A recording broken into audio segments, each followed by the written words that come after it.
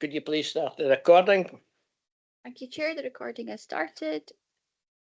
And secondly, if possible, can members activate the cameras when speaking to enable you to join by video, but please turn your camera off and mute your microphone when not speaking.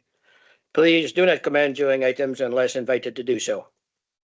If members wish to speak at any point, please raise your hand in the Teams meeting, or if you've dialed into the meeting, raise your hand by pressing *5.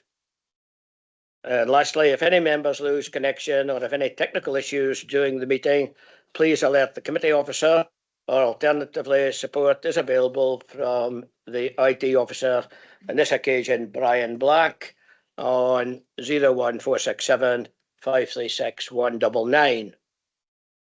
I'll turn to the Sediment. Claire, can you take the Sediment, please? Thank you, Chair. I'll start with Councillor Crawley. Present. Councillor Davidson. Yeah. Councillor Forsyth. Present. Councillor Hassan. Present. Councillor Johnston. Okay. Councillor Lang. Oh, are you on mute, Councillor Lang? Yes, on mute, yeah. I'll come back to you, Councillor Lang, just to check you can hear us. Councillor McAllister. Okay, sorry. Where all our microphones are.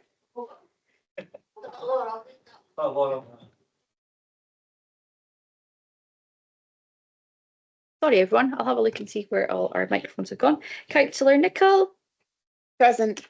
Councillor Owen. Present. I've got apologies from Councillor Ritchie. Councillor Sterling. Present. And yourself, Chair, Councillor Taylor. Yes, and I'm here. There was a wee bit of an echo at the end, so it's maybe. Okay, excused. Now, the first item today is our Formartine recognition scheme, and we welcome the representatives of the San Bothy who have been nominated for a Pride of Formartine Award. It actually marks 10 years since the Bill Helvey Community Trust took community ownership of the San Bothy, formerly the Aberdeenshire Council's Ranger building at Balmedy Country Park.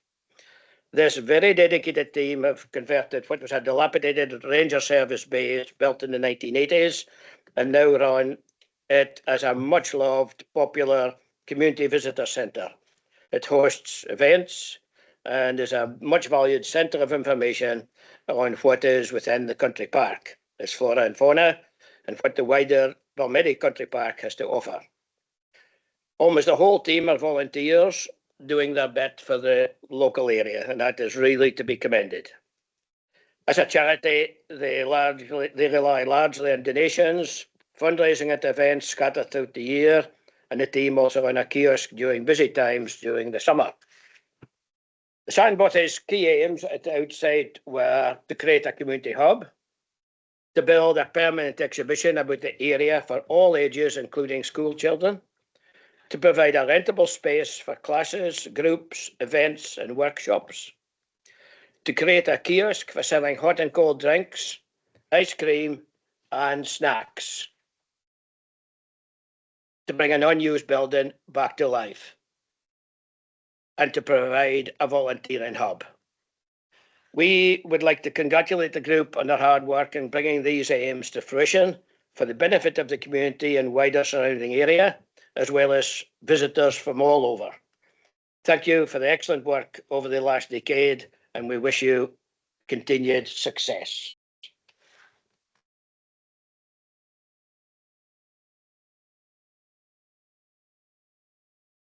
So, I present this award to you all.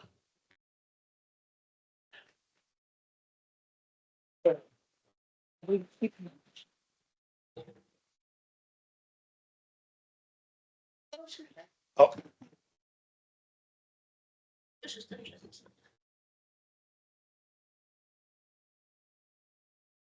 Morning. Thank you. On behalf of everyone at the San Bothy and Balhelvie Community Trust, thank you. It is a genuine honour for our volunteers to receive the Pride of Formartine Award and to have our work recognised by Aberdeenshire Council. It means a great deal to us. 10 years ago, we took on a disused former Ranger office that had fallen into disrepair. It was weathered, scorched by fire, and in need of someone to believe in it. We recognised what an incredible asset it could become for our community, and what a missed opportunity it would be if this building in such a special location was simply allowed to fade away. Our volunteers saw possibility, and for the last 10 years, they've poured their hearts, their time, and energy into making that possibility a reality. Over the last decade, that little building with its well-recognised green metal roof has become far more than timber and nails, and together with its sister project, Balmedy Beach Wheelchairs, it's truly become an inclusive community space where everyone is welcome. It has hosted exhibitions, creative workshops, educational activities, fundraising events for community benefit, community groups, and countless conversations. It has strengthened the connection between our village and beach, a place that so many of us think as our own back garden. And in doing so has encouraged a genuine sense of pride, stewardship, responsibility for the place we call home. Perhaps most importantly, it has inspired people to believe that they can make a difference. It has become somewhere friendships have been made and where people have found support through grief and difficult times, where new skills have been learned, confidence has grown, and children have discovered more about the incredible coastline on their doorstep. We've also had the privilege of helping protect our local environment through conservation projects, education, beach cleans, biodiversity work. Our volunteers have spent countless hours litter picking, helping to keep a watchful eye over the country park, even preventing wildfires before they could take hold, and stepping in when something simply needed done. They have cleaned up after others, worked alongside partner organisations, helped other charities with their fundraising, created opportunities for people to connect, organised events that bring visitors from far and wide, and supported many other community groups to flourish, including our own. And yes, we have served quite a lot of ice cream on the way there too. But none of these things are really the achievement. The achievement is that people began believing this was their place, not just somewhere to visit, somewhere to care for. And what makes us most proud isn't the building itself, it's what it represents. It represents a community that refuses to stand back and say, someone else will deal with it. Instead, people roll up their sleeves, they give their evenings, weekends, and holidays. They offer their skills, kindness, and their time, often quietly without ever expecting recognition. This award belongs to every single one of those people. To our volunteers, past and present, thank you. To those who have moved on to new adventures, thank you. To those who are sadly no longer with us, thank you for helping build the foundations of everything that we celebrate today. Your contribution remains part of this story. I also want to pay special tribute to a few of our founding volunteers. Rosie Nichol, the Secretary of our Trust, Rosemary Nixon, our former Chair, who believed in this project from the very beginning. Your commitment, vision, and determination laid the foundations for everything that has followed. I'd also like to thank Paul Johnson, whose kindness and support have been a constant throughout the years, whether offering encouragement or simply rolling up his sleeves to help paint the sandbothy. You have always been there when it mattered, and we're incredibly grateful. Finally, thank you to Aberdeenshire Council for recognising our volunteers with this award today. They truly deserve this acknowledgement. Thank you, Councillor Andrew Hassan, for nominating us, and everyone who believed in what community ownership could achieve. Most of all, thank you to every volunteer who has chosen time and time again to invest in their own community. This award may have the Sandbothy's name on it, but the story has always been written by its volunteers, and this recognition belongs to every single one of you. Here's to the next 10 plus years. Thank you.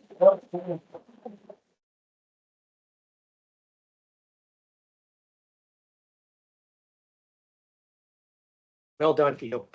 Well done.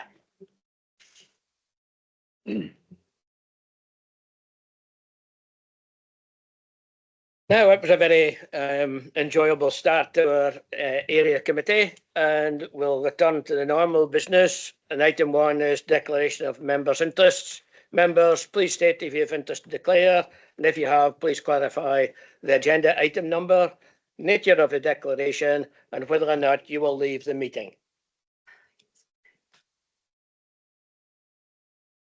And I see no hands, so no members declaring any interests. Item 2 is the resolutions on equalities. Do you agree on these resolutions on equalities? Thank you. Item 3 is a minute of the meeting of the 9th of June. The minutes are for approval as a correct record only. Can we agree them as a correct record? Thank you. Item 4 is the merger of Fintry School and King Edward School. And the officers in attendance and will introduce us to the item is Maxine Booth and Gail Dick. And I believe, Maxine, are you kicking off? I am. Thank you very much. Good morning, councillors. Today I'm presenting the final report regarding the statutory consultation to merge King and Edward School with Fintry School. This would result in pupils being taught from one of the school buildings and the other school being permanently closed. The main driver of the proposal is to bring educational benefits for current and future children of both communities, as well as addressing capacity issues. Both schools were underutilised and had declining roles. The proposal also retains rural education, which is of great value and importance to both communities. Due to the declining role, a decision was taken to mothball Fintry School from August 2025. The majority of the pupils moved to King Edward School. Since August 2025, the roll at King Edward School has increased by 14 pupils and now has a roll of 36 pupils. The school is operating very well as a two-class school, providing pupils with educational and social aspects of larger peer groups. This has created a viable rural school. The statutory consultation for merger ran from the 16th of February to the 27th of March this year. A public meeting was held on the 4th of March at Turf Primary School, which was very well attended by staff, parents and community members. A survey was also made available as part of the consultation. Throughout the process, parents and staff have been very supportive of the merger itself and recognise the educational benefits of children being part of a larger school. However, they have been divided in which school should remain, and this has been reflected throughout the statutory consultation. Pupils' views were also gathered as part of this consultation, and some had a difference of opinion on which school should be retained. The main comments were around it being good to work with more people of your own age, and that they were happy that they had more friends and enjoyed being part of two classes. Following the consultation period, HMIE reviewed the proposal and the educational aspects of the consultation.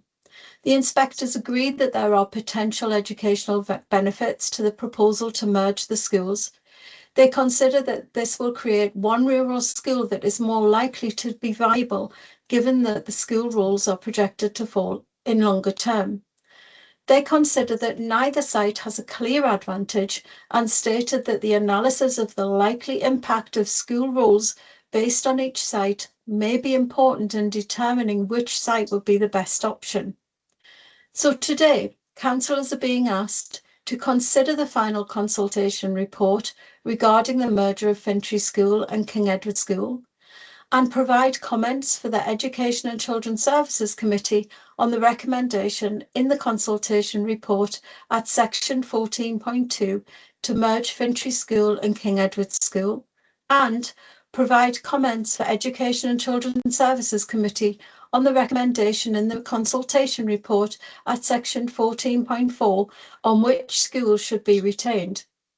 In determining which school buildings should be retained, members should give balanced consideration to the following key factors: educational benefit, school role and sustainability, condition and suitability of buildings, location and accessibility, community impact, and transition and implementation.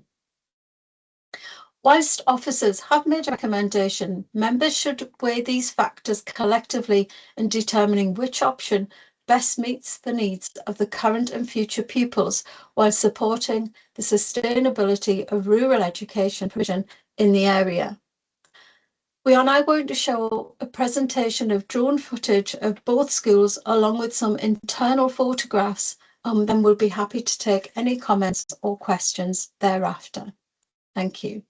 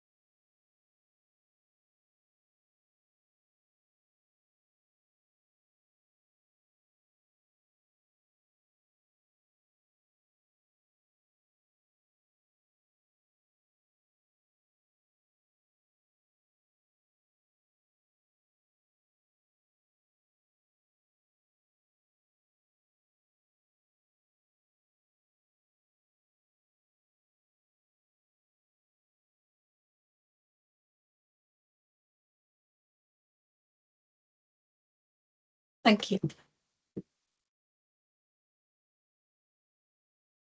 Thank you very much.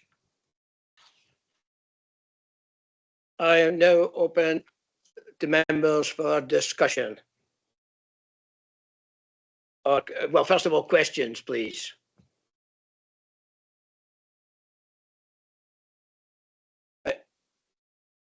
Councillor Stelling and then Councillor McAllister and Councillor Owen, and there's a few others. Thank you very much. Just stick to questions at this time, if that's okay. And the recommendations in paragraphs 14, at 14.4, the recommendation from the service is to select King Edward. At 14.5, then goes on to say, based on the balance of evidence, it will best support the educational community and well-being, and the majority of whom, etc., etc. Would you confirm, please, Max, that it's a two-classroom school at King Edward, and was it Fintry also? That's correct. There is the possibility of a third class at King Edward School. Sorry, that's not. It's currently there are two classes. There are two classes, yes. Yes. Okay, thank you. And also, you recognise that there's a close match overall with comparable scores, but actually the scores for Fintry School are slightly higher in a number of the sections than King Edward, but still the weighting comes down on King Edward. Could you maybe just expand on that, please? If you mean the evidence of the condition and suitability part, then that is correct. So Fintry would have an overall score for condition of 72.26, whilst King Edward's is 69.06. So there's a disparity there, even though they are both classed as Bs. And then for the suitability of Fintry, that is graded as an A, whilst King Edward is graded as a B. For the other aspects, it includes aspects of where the children are residing, the number of children who are in zone and are attending the schools, the transport, the positioning of the catchment. And it was right up until the final construction of the report that we were asked to present with a recommendation. Throughout the whole of the consultation, we have not suggested that we would do that, but then we were asked to do that towards the end of writing the paper. And the main regards to that was down to the children currently being at the school, there being less of a transition then to move school, and also about the positioning of where the children are within the catchment area, if the catchment area was one area. The other issue here is, should we be merging at all?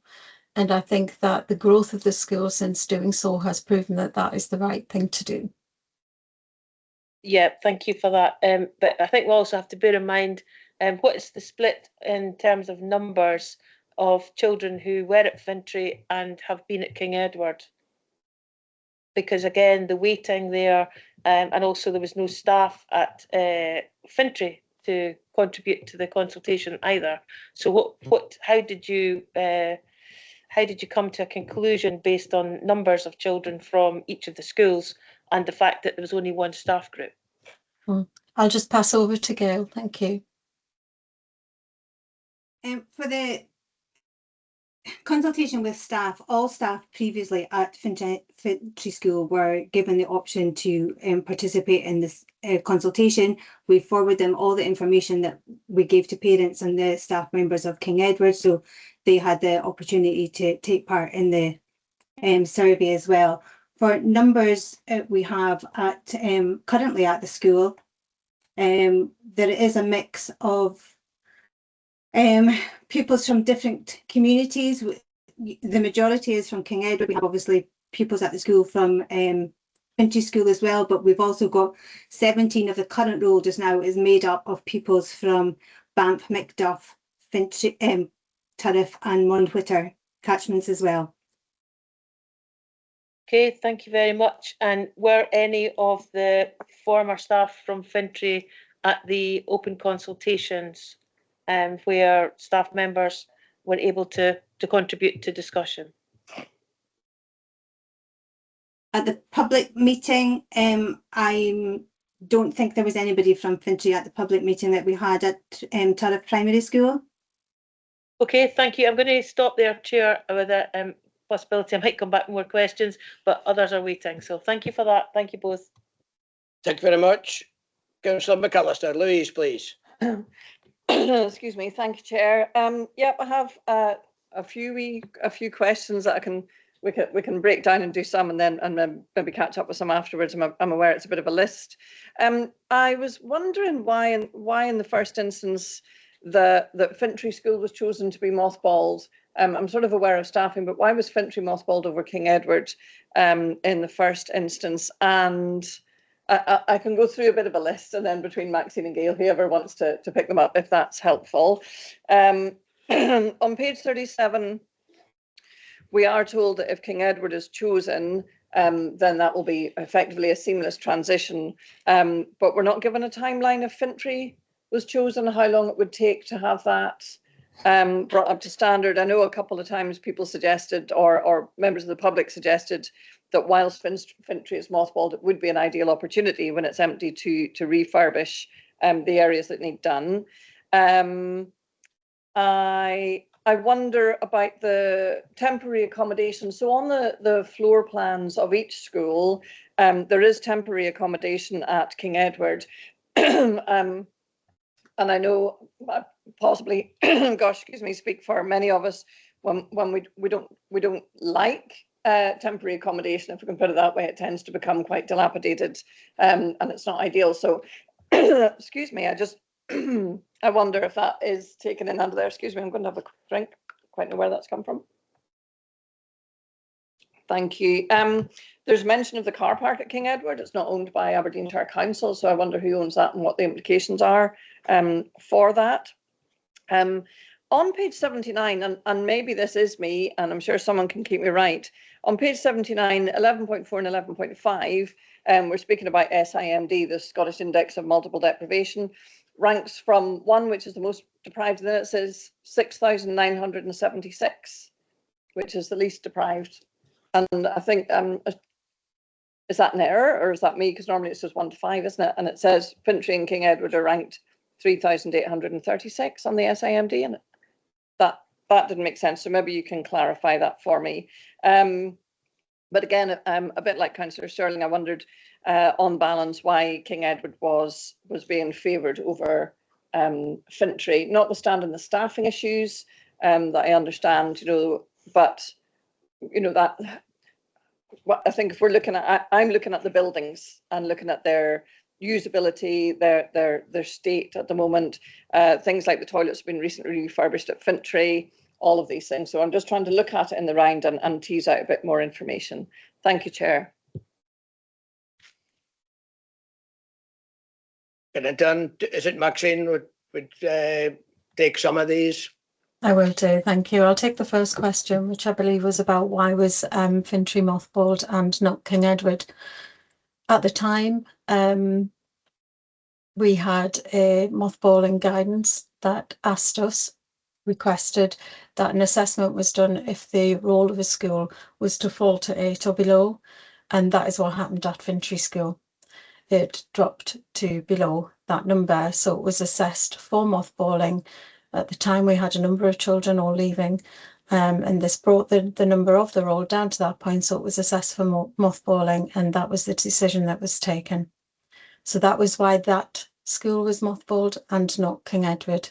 It was the Fintry role that fell to that number. That was the answer to that one. Thank you. Timescale. If Fintry building is chosen, then we will be able to do that as soon as the decision's made. Then we would look for a juncture within the school calendar to make that move. If we have children who require a greater transition period, then that will be able to be graced too, by letting children have a look at the building. Some children may not have been taught there before, so we'll be getting to know their environment and making sure that the building was ready for the whole staff body and the children to move into that building. I think there was a query there about refurbishment. We do have some funds to be able to refurbish some of the buildings, whichever is chosen. This will be centred upon making sure that the schools are ready for additional support needs in particular. And that would be because of the new processes that we want for children to be able to have safe spaces to go into, quiet spaces, sensory spaces, etc. So any changes to the building will be centred around that aspect. I think there was a question about temporary accommodation. Previously, it was always our view that we wanted to remove temporary accommodation or replace it with permanent, or indeed upgrade the temporary accommodation that we have right across our estate. We don't have the budget to do that anymore, so we did have a programme of works. The programme of works is still there when we do have funds, but we don't have funds to do that currently. We have mothballed some of our temporary accommodation when it's no longer needed on site at other schools. So it's correct that temporary accommodation, some of them are in need of repair, and this will be done throughout the normal programme of maintenance works. I'm not sure there was a question about SIMD. So the SIMD, should I move on to that one, Chair? Yes, please. Okay, this was part of the work that that was done through the place and wellbeing work. So the SIMD divides Scotland into 6,976 equally populated zones, each with roughly 800 residents. The area specific SIMD indicators vary depending on the exact locality. That's information I've been given at the side there. You could probably see I was reading it from information there. So these are known as data zones. That's where that data comes from. And the car park is not owned by the school or Aberdeenshire Council. Is there anything I've missed there, Councillor McAllister? I'll turn to Louise just to clarify. Thank you very much, Chair, and thanks for that, Max. I appreciate it. It was quite a list, and thank you for clarifying that the SIMD, I'm used to seeing it in 1 to 5, and then where they sit. So I suppose that's a more detailed way of approaching that. I did just wonder then, just going back to that temporary accommodation, and just for clarity, that as a room, as a teaching space, has been included in the overall sort of offer at King Edward. Is that correct? Because, like I say, I know that we don't like to use them particularly. And then it was really just to see 2 things from that. One is, if the school and Aberdeenshire Council don't own the car park, who does, and what are the implications? They could, withdraw that from service quite promptly. I imagine that might be the case. And I did just wonder, in terms of, and thinking especially of ASN and within schools, we have got the 2 layouts of the schools, which is really helpful. But it would have been great to see a sort of a legend for each of those, so that we can see what rooms are where, because I do know head teachers can use great imagination and making buildings work for the children that they have there at the time. So it was just a thought. A legend would have been helpful to see specifically where we are. But I'm just concerned about the car park, and again, if that temporary accommodation is contained within the gift of King Edward as is, please. And then that's it. Thank you, Chair. Maxine, car park ownership. Yes, the car park is, we believe, owned by the local farmer. There's no requirement for a car park for a school right across Aberdeenshire's estate. Not all of our schools do have a car park, whilst it is deemed as a suitable space to have. There's no legal requirement for that. On buildings previously, we would always have a car park now on our buildings that we would build as new builds. The temporary accommodation houses the dining. So whilst it is part of the school, it wasn't calculated within the calculation for the capacity of the school. That's based on the number of classrooms. Thank you very much, Max. Thanks, Chair. Thank you very much. I now have Councillor Owen, Councillor Cawley, Councillor Davidson. Gillian, please.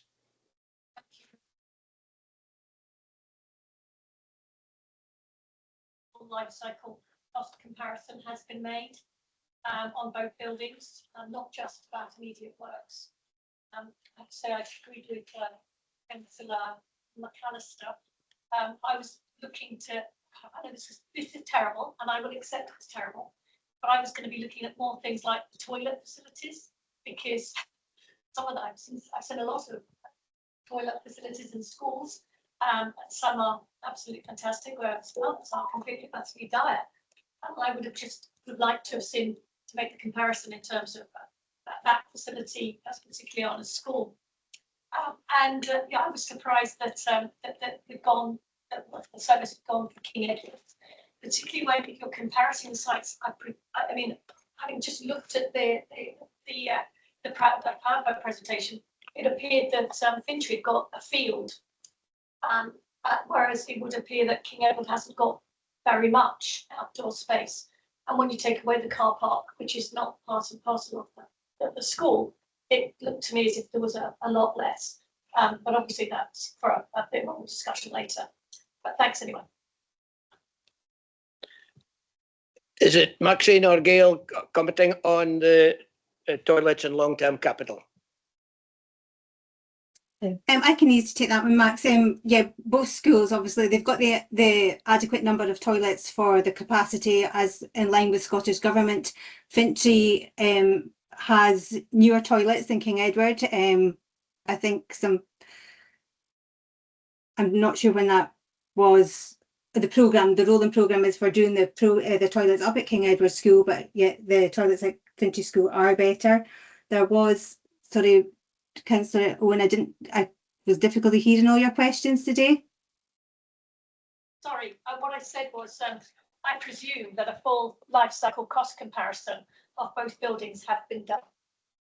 Yes, that is within the financial template. They've done the life cycle cost, but if we're looking at the running costs of the schools as well, you can see there that they're both about the same cost for running schools, and staffing budget takes up about 85% of each school's running costs. So you can see there, you know, although they've both got running costs of over 200,000, I think it is off the top of my head, most of that cost is down to staffing. The staffing costs at King Edward School are more because they've got that dual headship. So if, you know, Fintry was the chosen building, that dual headship would still continue within the Fintry School and the Crudie School. So the staffing costs would still be more than what they were when the school was running.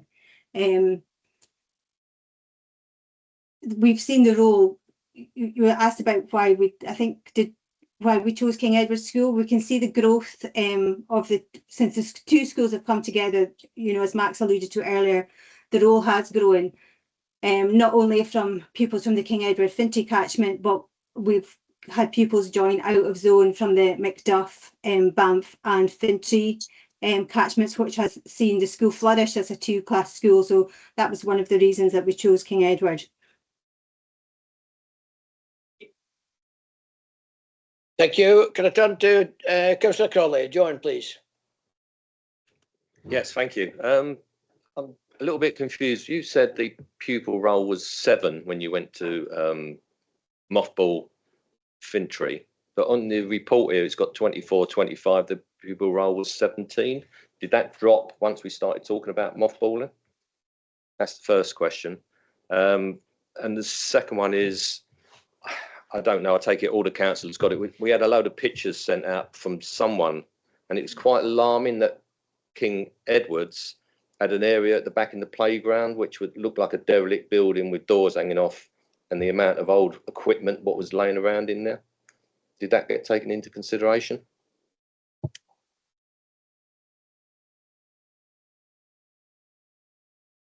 Who's going to tackle the outbuildings and the sudden drop in roll? Yeah, I'll take that one, Chair. Thank you. The drop in roll, when we were first working with the schools, and actually we were working with Crudie as well, talking about trying to make a viable education within that rural area, it was very clear that Crudie itself would keep a steady roll. So we were able then to focus upon the two schools, which was King Edward and Fintry. And at that time, both rolls were quite similar. During the process, as we started the statutory consultation, the full pre-engagement, their children started to leave Fintry. So at the time of the first discussions, the roll was much higher, and then there was quite a drop in roll within just a couple of weeks. Actually, parents were moving their children elsewhere. So there was a sudden drop in roll. For the second part of the question about the outhouses, there was a break-in. A door has been damaged and opened, and the contents of that building is not belonging to the school. It's a private property actually, and that door has since been mended. It was done a few weeks ago, I believe. The residents were not at home, and the door has been fixed now. So the contents of that outbuilding are private, but it is now very secure from the school side of the property. I would say as well that the full condition reports were given on Engage quite a few months ago, whilst we were talking about the different factors that the community and the parents should consider when completing their consultation. And these too involve sharing photographs of the issues in the buildings that we have at both sites. Thank you. Thank you. Councillor Davidson, Isabel, please. Yeah, thanks very much. I've got two questions really. So one is about the essential and less essential repairs, and it's clear that King Edward School requires fewer repairs than Fintry School in this analysis. But I did wonder, you know, some of the repairs on page 97, although they're listed as non-essential, they seem fairly essential, even though they're listed as non-essential. And particularly in King Edward, there's an uneven floor with no cost associated with it. So surely that's a significant issue if we don't know what repairing a floor is going to cost. So I'm not quite clear about what, you know, what the repairs mean in practice, because from the description, I would, if I was a parent with a child at that school, I would like to see the majority of these repairs done. I think some of them, even though they're not so essential in the list, they would be pretty essential from my point of view as a parent of a child going to that school.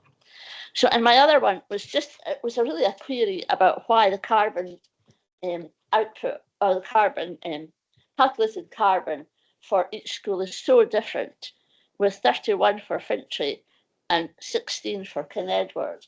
I think that's quite remarkable, because, you know, Kinedward's the bigger school, so you'd expect it to have a higher carbon output.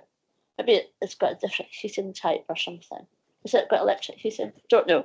But it just seemed to be a remarkable difference between the two schools. And that was just something that we're supposed to address these days as well.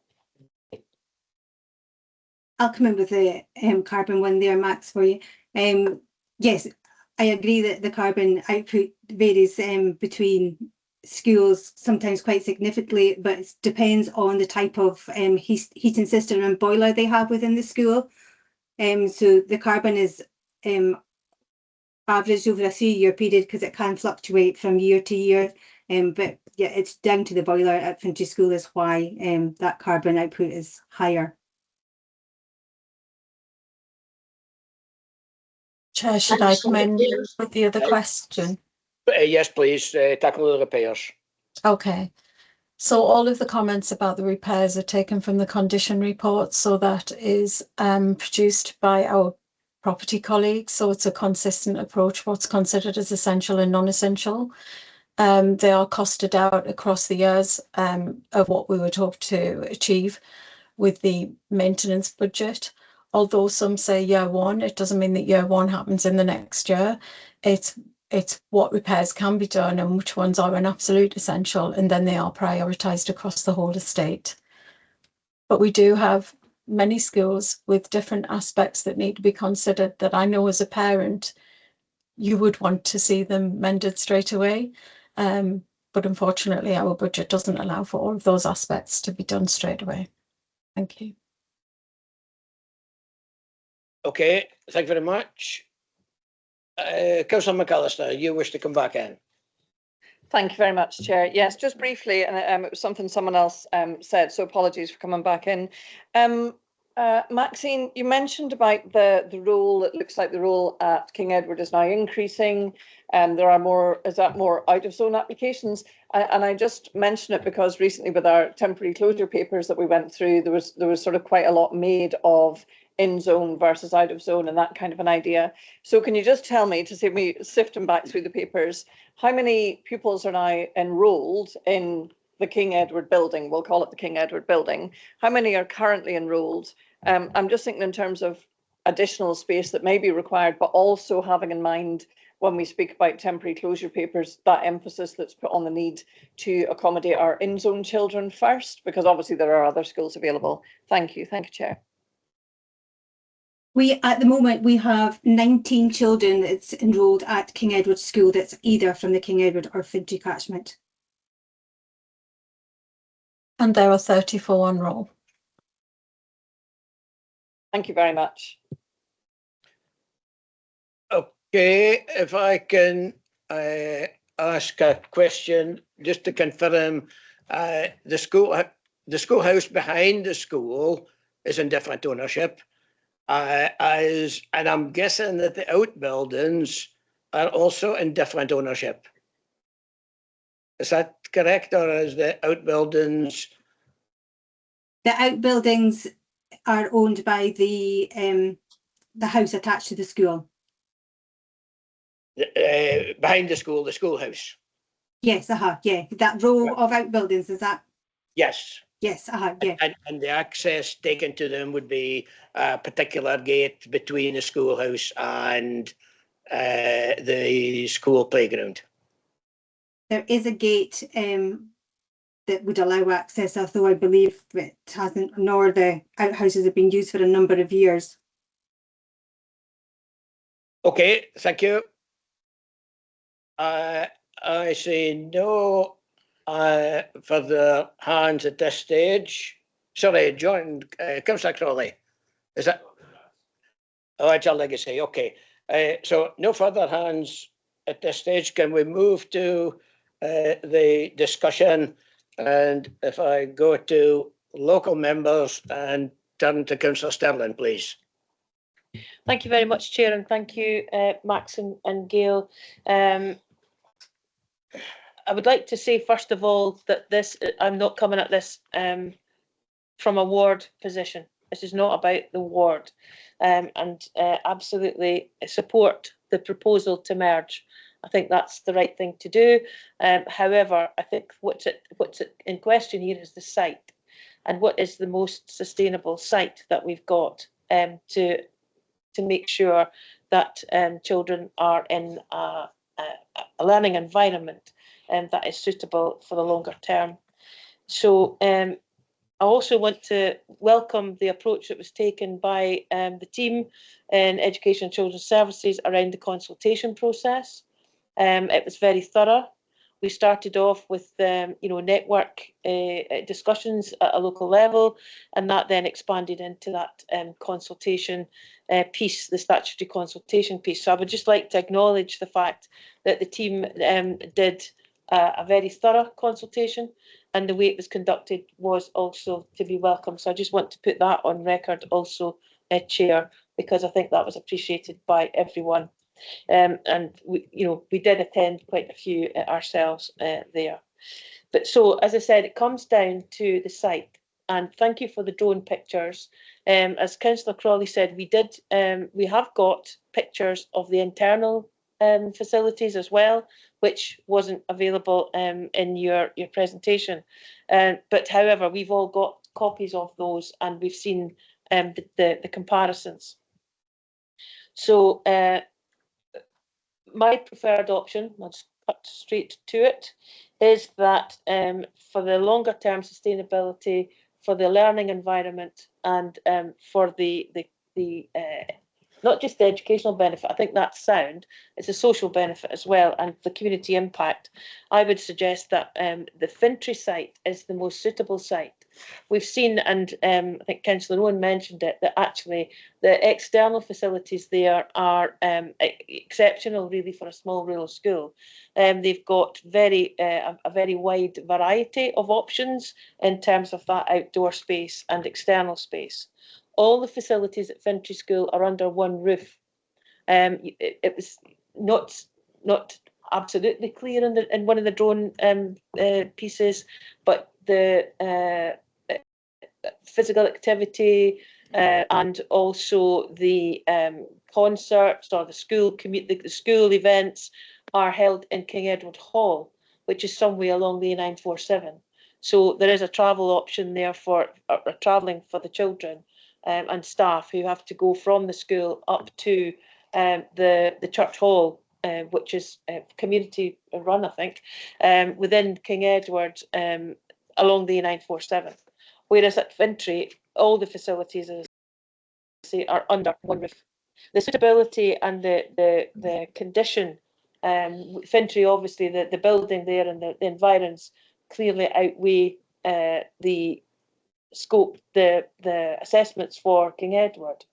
And Councillor Davidson raised the issues around the repairs and maintenance that's required for King Edward versus Fintry. And there have been upgrades to toilet facilities, etc., on the Fintry site already. And on page 98 of the report, the external social play has been graded A, and there also it goes into the road markings, the ability for bus drop-offs. It's a 20-mile-an-hour speed limit, etc., etc. So there is safety there in terms of drop-off and collection, and indeed the comings and goings from the school. Internal social spaces, overall grading of A. Learning and teaching spaces, overall grading of A. And also the suitability was graded A, which is good. So again, I think that demonstrates that the building at Fintry is in a better condition than the one at King Edward. Now, all of that does not detract at all from the quality of education that the children enrolled there receive. That's absolutely not in question in my mind. I think, and I presume, and I can only presume, the staff would transfer to, or would be in whichever building was chosen when the schools were merged. So the educational side of things and the benefits in terms of education would not be detrimental. A transition would not be detrimental from the side of educational benefit. So I do think that in the round, and we've got 17 out of zone, and Councillor McAllister picked that up too. We've got 17 out of zone pupils. So I think that does skew quite a bit the requirements for future provision. The transportation element, children will have to be transported whichever site is chosen at the end of the day. So I don't think that's a particularly cogent argument to be led. So there are 2 classroom spaces at Fintry, and we've heard from officers that the school is flourishing under 2-class system at the moment. So that, again, that would not be detrimental to the educational benefit of the pupils, because there is space in both schools for a 2-class system. There are no temporary buildings at Fintry either, so again, that's a consideration. So all in all, I think the condition and suitability of the properties are clear and gives me a clear steer as to where the school should be sited. I think the educational benefits not in question. I think it will continue to be a good standard, high standard of education. The community impact on Fintry, should there be no provision there, would be greater than it is at King Edward, because there is a community facility already in the vicinity in King Edward. So again, Max, you suggested we thought about the community impact when you spoke, and certainly there'd be a greater community impact, negative impact in terms of a loss of Fintry School. So I think all in all, for me, Chair, thank you very much for your patience. I think that all the report, the information in the report, the information that I am aware of in terms of attended consultations, I think the photographic evidence that we've seen, not just the drones, but also the internal photographs, although I'm aware of some of the factors myself, having been in the schools, that I do think that, contrary to what 14.7 says in the report on page 39, I do not think that there would be any less robust or any lower risk in terms of going to Fintry as a site. I think that it would offer a sustainable option, absolutely. If the population suddenly grew beyond the school scope, then there is room to actually extend the opportunity at Fintry. It's a very constrained site at King Edward. We've heard that not all buildings are in our ownership. Indeed, the ground isn't in our ownership. Therefore, we've got a constrained future at King Edward. And I do think that for all of those reasons, that it is a better site to be considered for Fintry, because of the reasons given, and I don't believe it would have a high risk. I don't believe that it's not sustainable, and I would offer that as part of the submission. Thank you very much. Chair, thank you. I'll hand back to you. Thank you very much. Can I turn to Councillor Forsyth? Alistair, please. Yeah, thank you very much, Chair, and I'm extremely grateful to my colleague Councillor Stirling for being razor sharp as usual in her synopsis of the proposition that's in front of us this morning. So I won't go through all of the above. However, it does allow me some latitude to look down the hindsight retrospectoscope, because I have felt from very early on in these negotiations was that because Fintry had been mothballed, it put it behind the curve. I think had both of these situations being assessed side by side, I think the recommendations would look different. And furthermore, the fact that Crudy was in the mix way back in the early days did complicate some of the issues and made it less clear. Now we're in a position where we've got to take a very balanced approach, and I've found it fiendish, to say the least, looking at all of these balances. But I concur with Councillor Stilling's synopsis that, from my point of view on balance, and as you know, I look at these things much more in a technical sense of the word, having had a background in survey, what is going to give me the biggest bang from a buck in longevity, construction-wise, and all of these things, because let's face it, we're not exactly capital rich, and buildings now are extremely difficult to maintain and keep up, and that's one of the key things that we need to do as a council to maintain good quality buildings to educate our children. So on balance, you know, I can cut to the chase and say that, like Councillor Stirling, I favour the home of the primary school to be in Fintry. I think the discussion over the fact that we're moving children around, children are very robust in that regard, from my own experience of having children, and they settle down to moves more readily probably than adults do. And I think for the long-term educational benefit, there is no argument. I don't think there was ever any argument in the fact that we needed to merge them simply because the numbers didn't stack up. So, like Councillor Stirling, I won't say any more, but I'm certainly in favour of the Fintry as the choice of future schooling in that area. And again, I think Councillor Stirling made a very pertinent point. We in Ward 7 are very experienced at this. You know, we've had several closures when we've got a future that's hanging on a squiggly nail as far as primary schools are concerned. Rurality in Scotland, and particularly in this area, it makes them primary school education very tenuous as far as pure numbers go. So again, you can't take these decisions purely on a ward basis or a locality. You've got to see the bigger picture. And again, I'm very grateful for the officers' tenacious search for the data to provide us with the material to make an informed choice. And I think my informed choice, as I've said before, is Fintry. Thank you, Chair. Thank you very much. Can I turn to Councillor Lang? Gordon, please.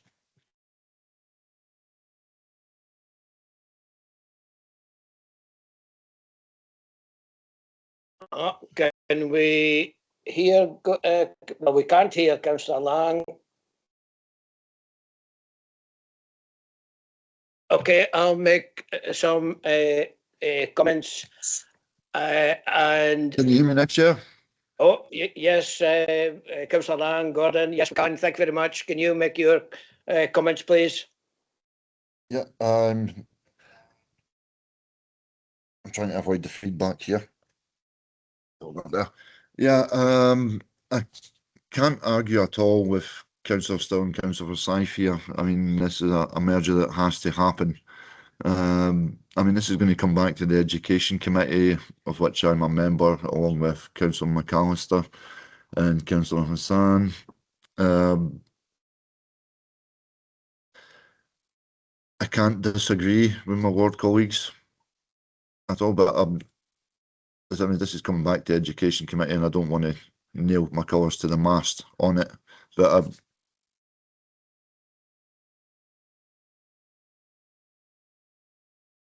okay. Sorry. Okay, I'll make my comments in terms of the constrained site, different ownership of the schoolhouse and outbuildings. Now, we don't know who that may be in times ahead. certainly in terms of centrality to the new catchment area. I mean, the merger, I think we've accepted. The community have accepted, the teachers have accepted, the school youngsters themselves have accepted, the communities have accepted. And the dilemma we have is in terms of where does the merged school sit longer term. And it will be longer term, and it's a long-term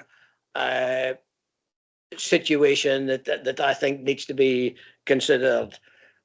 Yes, the rapid fall in Fintry, I think, hastened its mothballing, hastened the move to King Edward, but longer term, and the resilience that has been spoken about for youngsters, and the likely introduction that they will have if Fintry ultimately is chosen as a school, I think will remedy these. So I too would be favouring Fintry as the suggested school that would host the combined catchment area. We've spoken about the out of zone youngsters. There's a considerable number of these. My personal feeling is they have the option of going to a number of places, and this particular situation, we need to be thinking about the in zone individuals. And partly through that and a number of other reasons, I'm going to be favouring Fintry. Are there any other comments that members would wish to make?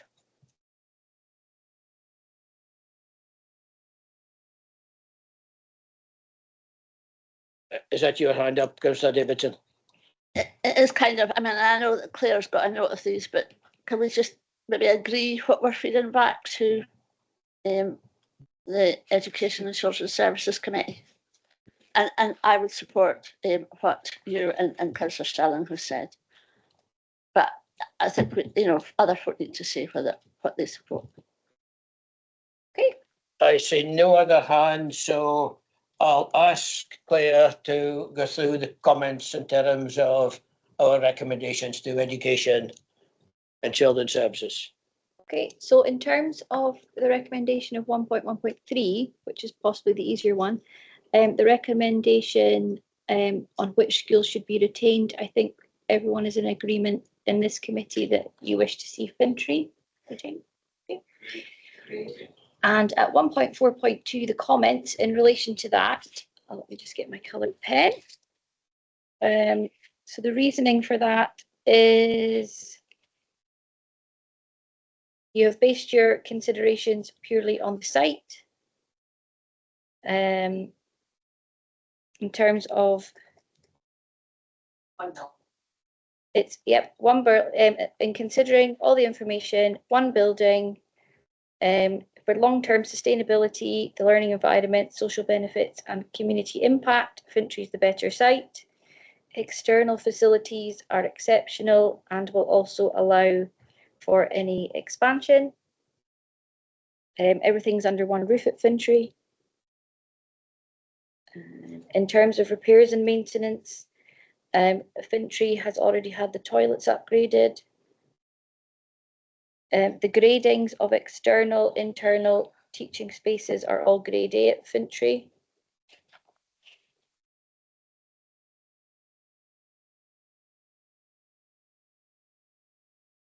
Just going through what I have to see if I can pick anything else out.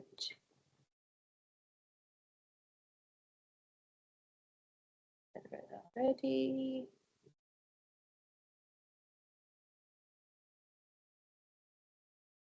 Longevity.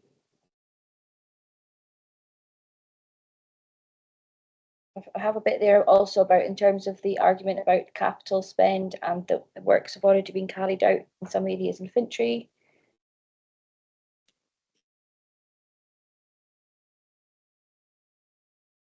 In terms of the King Edward's building being a constrained site, different ownership for the schoolhouse and outbuildings, and we don't know who may own them in the future. And in terms of the car park not being in our ownership. Is there anything I've missed that you'd like me to add? Not one building. I think that was commented upon. There was also the question asked really early on in the discussion about why was one of the schools mothballed.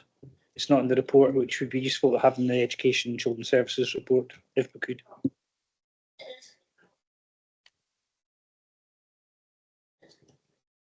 Do you want me to add anything about mothballing? Councillor Nicholl.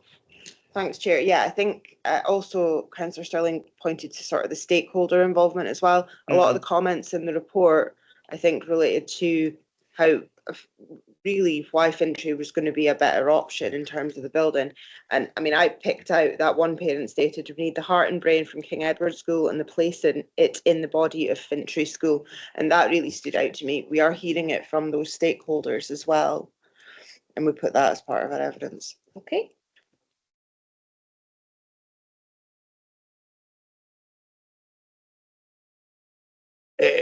Councillor Crawley. Yeah, I think it would also be good that when we put the report to education, it's not just that the whole committee agree with Fintry, but the local councillors all strongly agree with Fintry.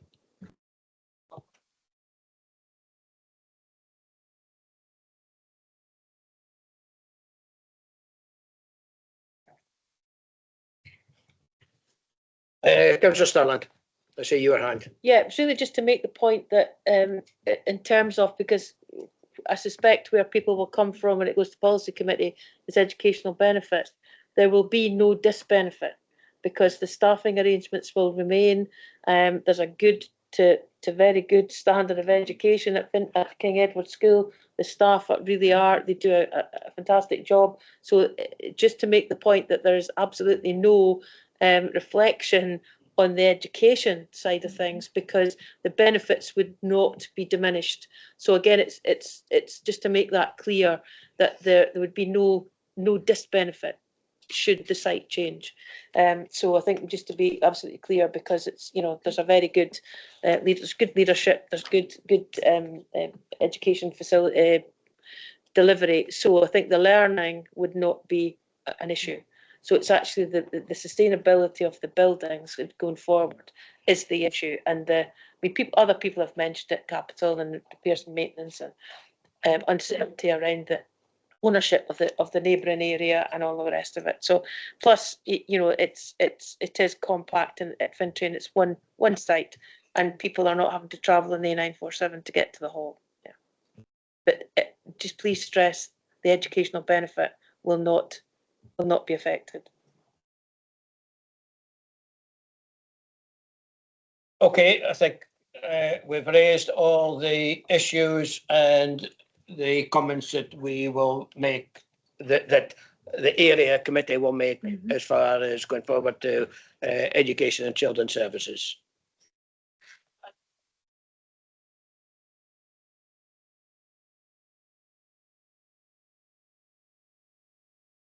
Jill, I see your hand's popped up. Sorry, Chair, I'm not sure if I'm being premature, but are you going to go back to 1.1.2 in relation to any comments on that that part? That was in relation to the merger, and I think all the comments around the room will be that the merger, it is right that the merger takes place. Yeah. Thank you. Thank you for raising the comment, though.